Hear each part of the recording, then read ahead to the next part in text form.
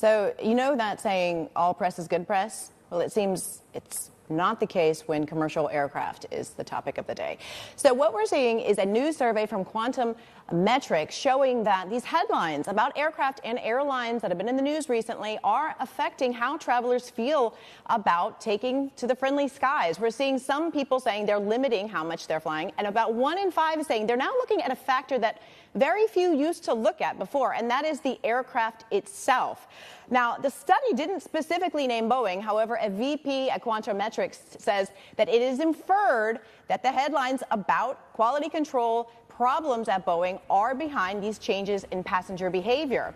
However, this could all simply be an overreaction because commercial flying continues to get safer by the decade. This is according to a new paper published last month by MIT researchers. The paper, which you can find in the Journal of Air Transport Management, states that the risk of dying on a commercial flight globally was 1 per 13.7 million passenger boardings from 2018 to 2022. This is a big improvement from the decade before and a far cry from the 1 death per 350,000 passenger boardings back during much of the 1970s. Now, I did reach out to one of the paper's authors, Professor Arnold Barnett, to ask him about how these numbers comport with what we're now seeing coming out from Boeing. And he said he remains very optimistic about commercial aviation.